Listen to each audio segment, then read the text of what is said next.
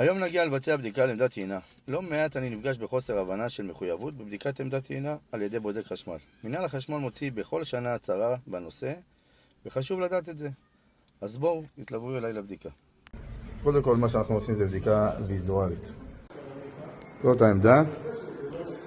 יש עליה כבר את כן RCD בניית זרם ישר.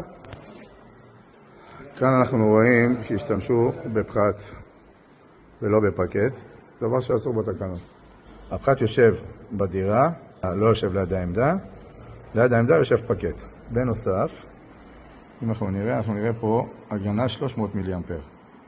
ההגנה כאן צריכה להיות 30 מיליאמפר. בנוסף, אנחנו רואים פה שעלו עם הכבל דרך ארון תקשורת. עוד מה שאני רואה, ארון תקשורת, שבו שמו את המעז לעמדה. אני רואה שאת הכבל 2.5 שם אותו ביחד עם גיד 6.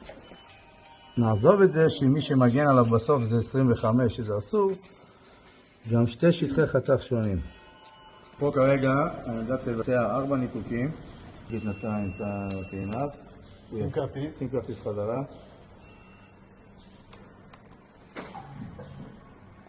בואו אנחנו נראה בעצם האם העמדה בזמן זליגה של DC אכן תנתק. שים כרטיס.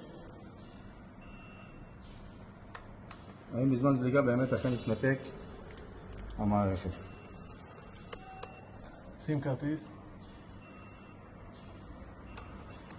נראה גם שהתוצאות חיוביות. הכל עבר תקין. אז מה ראינו כאן? ראינו עמדה שהותקנה על ידי מתקין של חברה שאני ממש לא הולך לפרסם את שמה, כי זאת ממש לא מטרת הסרטון. המטרה היא לכם, החשמלאים. אנחנו הבודקים, חברת הביטוח שלכם. אנחנו ממש לא נגדכם. בסוף המסמך הזה שאנו חותמים עליו הוא מגן עליכם בבית משפט. לדעת שהעמדה הותקנה כראוי. מה גם שאנחנו מחזיקים במכשירים ויודעים לומר אם העמדה שנרכשה אכן תקינה. מה שהם ביכולתכם לדעת, גם אם ההתקנה בוצעה כראוי.